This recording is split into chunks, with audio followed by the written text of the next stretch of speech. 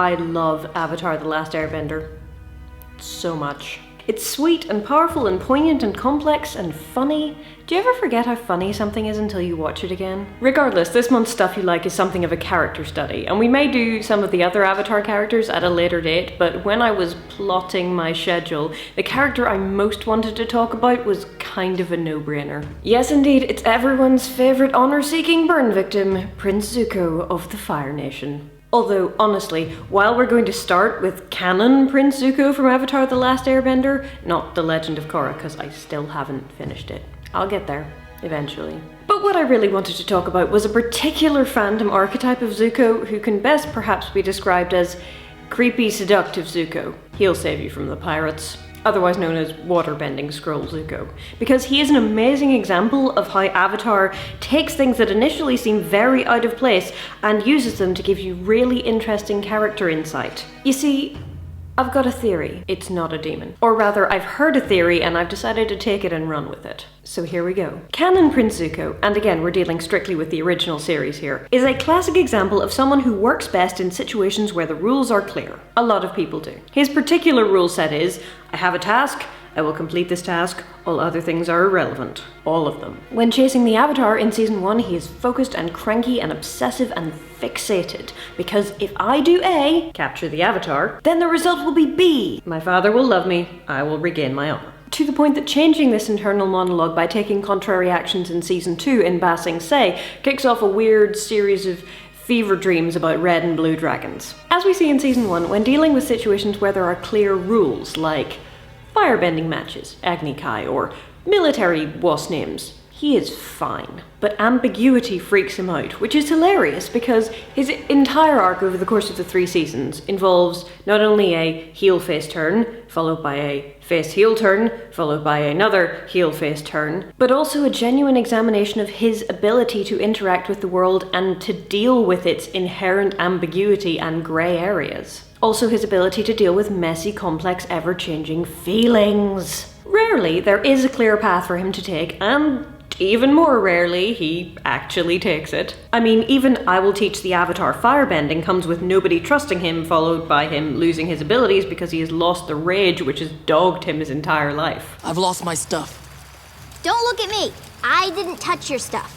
Which goes a long way towards explaining why Zuko on dates is such an horrendous dorky mess. Because dating is inherently ambiguous. Unfamiliar seduction situations, Zuko is canonically an awkward dork with the social graces of a one-legged turtle duck. Look at Zuko interacting with May or Jin compared with, say, Toph or June. When he doesn't fancy you, he might attempt friendliness, awkwardly, but he's often cranky or brusque or overly focused. With May, at least familiarity lessens the inherent awkwardness, but still, canonically first date Zuko is super awkward and kind of adorkable. But here's the thing I really want to talk about because it is fascinating to me. Fanfic Zuko comes in many flavours, as you would expect. And each of those flavours focuses on different aspects of his personality, as you would also expect. There's plenty of dorky, awkward Zuko, and a lot of it is hilarious. But the waterbending scroll's creepy, quasi-seductive kidnapper Zuko, and his close fanfic counterpart, evil but with a possibility of redemption Zuko, especially if Katara is involved, is a very popular chap. And that interests me first because it tells me something about fandom archetypes and what people find interesting to write about. After all, that whole evil but a fluffy bunny underneath thing is hardly unique to Zuko or the Avatar fandom. But also because that particular version of Zuko is canonically so very out of character compared with subsequent interactions with actual girls he likes. Here is a canonical interaction that Zuko has which is very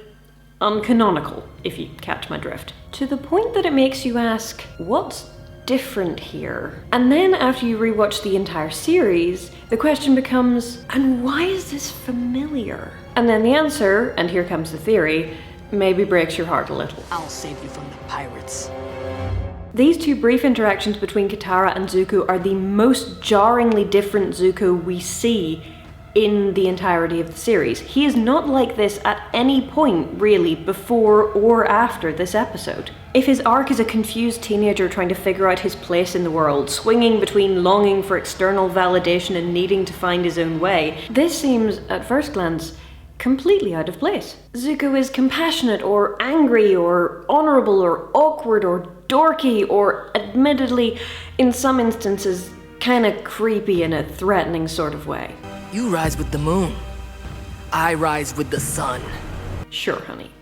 Sure you do. But even in that situation with the weird quasi-pickup lines, it's pretty clearly a fight for your life and your honor situation. This creepy circling and personal space invading and bribery and low seductive tones thing, from thence a lot of very popular fanfic springs, but where is it coming from in terms of character? Who acts like this? Oh.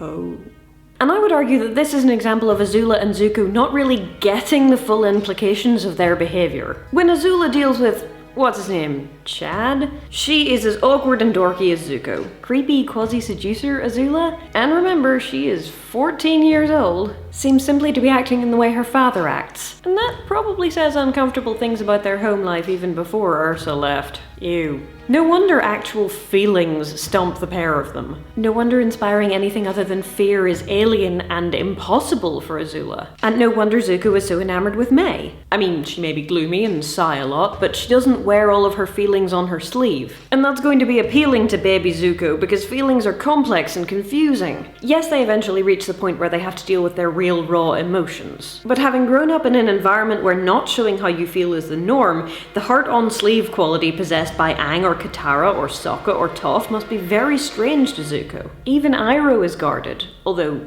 not all of the time. As fan theories go, the idea that creepy quasi-seductive kidnapper Zuko is more accurately creepy quasi-seductive because he's acting like his dad kidnapper Zuko really appeals to me. First, because it explains the relative rarity of this behavior from him. Second, because it explains Azula's shtick. Thirdly, because it explains why both of them suck so hard at actual relationships. And fourth, because it adds another layer to their characters, another level of explanation for why they are the way they are. One that fits very well with everything we have previously learned about Ozai and his kids. And one that makes you more sympathetic to Zuko and to Azula, because Zuko at least manages to get past it. Azula never does. Did I say how much I love this show? Probably.